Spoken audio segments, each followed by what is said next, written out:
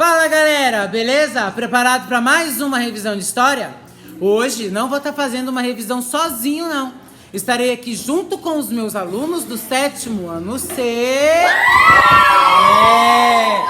Aonde nós vamos estar debatendo e conversando a respeito do nosso tema da nossa avaliação bimestral, que é sobre o feudalismo! Se liga aí que é a hora de revisão.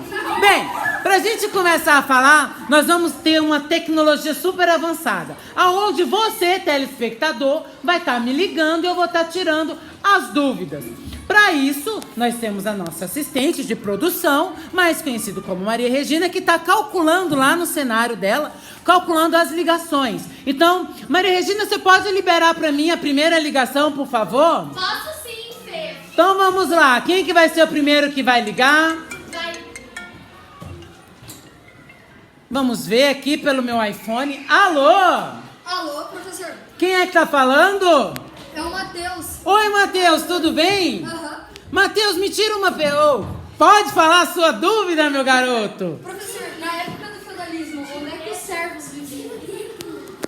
Desculpa, a pergunta, a ligação tava chiando? Na época do feudalismo, onde os servos viviam? Ah, boa. Boa parte dos servos, eles viviam na zona rural, né? Porque o objetivo deles era estar trabalhando na agricultura para poder sobreviver. Beleza?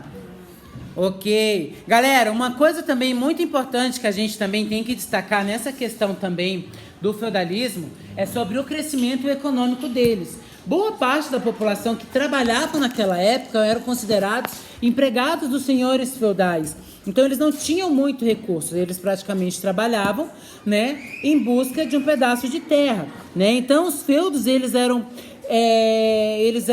cuidavam praticamente, né, dos reis grandes, perdão, que os nobres, né, os que tomavam conta dos feudos, eram que determinavam o que podiam e o que não podiam fazer. Então chegava uma pessoa humilde, uma pessoa pobre, né, ali dentro do local onde o feudo tinham, os nobres tinham, e eles tinham que fazer uma plantação e entregar um pedaço de terra, um pedaço da sua produção para os senhores nobres. Tá bom? Nossa, eu tô ouvindo, a Maria Regina tá falando que tá muito congestionado, vamos descongestionar. Mais alguma ligação? Vamos ver quem é que vai estar nos ligando agora? Vamos ver quem é... Alô? Alô? Quem é? Maria Fernanda. Oi, Maria Fernanda, tudo bem? Sim. Maria Fernanda, você pode fazer a sua pergunta? Eu queria saber como era a produção do feudo. Ah, boa! A produção do feudo era muito importante naquela época. Eles usavam boa parte da sua agricultura eram através de produtos com não muitas tecnologias. Eles usavam os cavalos, eles usavam bois, eles usavam um negócio chamado charrua para fazer a divisão das terras. E essas divisões das terras eram chamadas de binárias e trinárias. As binárias porque usavam um pedaço de terra e colocavam um outro pedaço de terra para descansar, para fazer sua plantação. Vale lembrar, Maria, também que é o seguinte, boa parte dessas produções que eles estavam usando também naquela época, boa parte deles tinham que ser entregues tanto para a igreja, também tinha que ser entregue também para os senhores feudais, que eram os nobres naquela época, donos de pedaços de terra. Ou seja, praticamente eles eram escravos e trabalhavam muito naquela época, tá? Outra coisa muito importante... Obrigada, assistente de palco.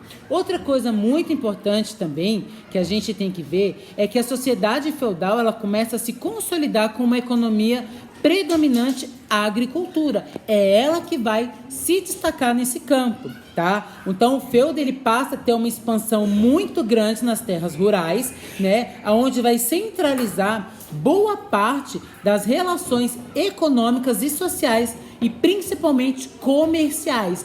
Tudo isso, galera, no período da Idade Média, tá?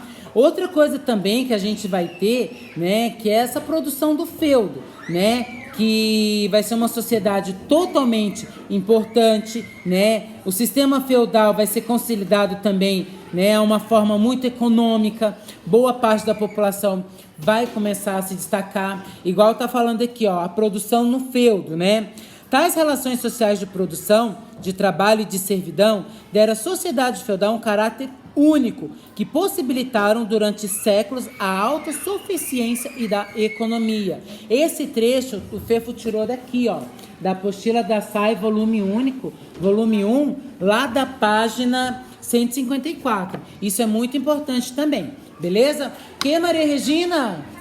Tá congestionado? Você pode liberar mais uma ligação? Posso sim. Então vamos lá, mais uma ligação. Quem é que vai ligar? Alô? Alô? É o Fefo? Isso, quem é? É o Gabriel Nunes. Oi, Gabriel Nunes, tudo bem? Então, eu queria que você me tirasse uma dúvida sobre o que foi a retomada comercial. Hã?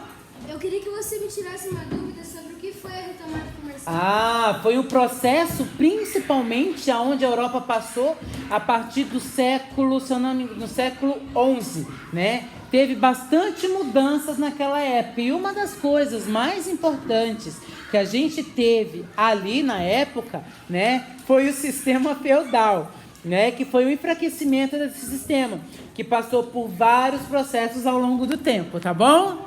Tá bom, muito obrigada. Eu que agradeço. Tchau, tchau, filho de Deus. Olha só, é muitas ligações, muitas perguntas, né? E isso é uma coisa muito importante também que a gente vai ter sobre essa questão, né, do enfraquecimento, essa questão das mudanças, que é uma coisa que eu até marquei aqui, quer ver? Aqui, ó. No século XI, o feudalismo chegou ao seu auge, porém outros elementos sociais e econômicos tomaram destaque na Europa Ocidental. O crescimento do comércio e a formação das cidades, tá? É aí que vai ter então uma ideia do tal do renascimento comercial, beleza? E através desse renascimento comercial é que vai vir várias coisas. Uma coisa muito importante que a gente vai ter também na retomada comercial, pessoal, é a questão da agricultura. Eles vão se organizar, vão surgir um nome novo chamado feira, aonde os empregados vão se unir para poder vender as suas mercadorias. Só que boa parte dessas economias eram baseadas em base de troca, tá? Porque eles não tinham dinheiro. Porque os senhores feudais, os nobres, eles cobravam muito caro os impostos que os servos tinham que ter naquela época, tá bom? Vamos ouvir mais uma ligação. Quem é que vai estar me ligando agora? Vamos ver. Alô? Oi, Quem é? Jennifer. Oi, Jennifer, tudo bem? Tudo? Jennifer, alguma pergunta? Sim. Sobre os comerciantes e artesãos. Quando eles estavam no período de organização, eles não brigavam para ver quem que ia fazer o quê? Não, porque ali era o sistema totalmente regrado. Claro que eles tinham uma disputinha interna, onde um tinha que se destacar com o outro. Mas em relação ao trabalho, era um trabalho único, era um trabalho junto, que é onde um dependia do outro. Porque se um não fizesse e o outro acabava sendo prejudicado, a acabava indo por água abaixo. Tudo bem, Jennifer? Sim. Ah, então tá bom então. Outra coisa, pessoal, também que é importante a gente começar a se destacar também, né, é que essa organização foi muito importante a partir do século X, né, que os burgos, eles começaram a crescer muito. Por que que os burgos? Os burgos, eles começaram a crescer pelo simples fato. Eles estavam começando a ganhar dinheiro em cima dos nobres, né? Eles saíam da Europa, ia para o Oriente, pegavam as especiarias, chegavam aqui com produto quase 150 acima do preço que eles compravam lá. E os nobres acabavam pagando, tá? Então, só que o que aconteceu? Os burgos, como tinham muitas viagens, eles acabavam também se atrasando muito. E muitos dos servos acabavam também tendo que fazer esses trabalhos.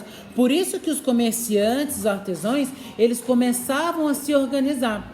Tá? Os artesãos, eles faziam as suas produções. Entre essas produções, boa parte ainda era o armamento, porque eles ainda estavam em ritmos de batalhas, não muito importantes, não tão importantes ainda, mas já estavam, né? E os artesãos, eles começavam a trabalhar justamente para poder ganhar o seu pedacinho de dignidade, um pedacinho de terra, porque eles ainda estavam pagando muito caro para os senhores feudais, que eram os nobres naquela época. Beleza? Mais alguma ligação, Maria Regina? Quem é que vai estar ligando agora? Vamos ver. Alô? Alô? Oi. Quem é? Vinícius. Oi, Vinícius. Tudo bem? Tudo. Ô, Vinícius, qual que é a sua pergunta, meu filho? A minha pergunta é, por que na época das feiras medievais eles focavam mais em vender armaduras do que outros tipos de objetos ou armas? Beleza, porque o que acontece, Vinícius? Naquela época, a Europa estava passando por um processo muito grande de transformação. E esse processo de transformação estava também se destacando também em guerras ainda, tá? Então era mais vantajoso, porque como eram formados um pouco de cidades, estados ainda, era mais vantajoso eu ter um armamento poderoso, aonde eu podia centralizar os meus exércitos para me estar ganhando em cima deles, tá? Claro que as feiras, elas não vendiam somente armamento, elas vendiam a boa parte da agricultura, era um destaque também, mas os armamentos se destacavam sim naquela época devido aos crescimentos das cidades-estados, dos nobres e principalmente das riquezas, beleza? Mais alguma ligação, Maria Regina? Vamos ver quem é que vai estar ligando agora. Vamos ver, é muita ligação. Alô? Alô? Quem é? É o Cauã do 7%. Opa, Cauã, tudo bem? Tudo. Então tá bom. Cauã, qual que é a sua pergunta, meu filho? Eu queria saber como as cidades medievais cresceram com o renascimento comercial e o crescimento exponencial dos burgos. Ah, boa! Porque os burgos começavam a trazer especiarias de outros locais, principalmente um pouquinho ainda do Oriente Médio, e eles estavam trazendo e começavam a enriquecer a cidade. Só que o que acontece? Naquela época, os burgos não eram tão parceiros dos senhores nobres.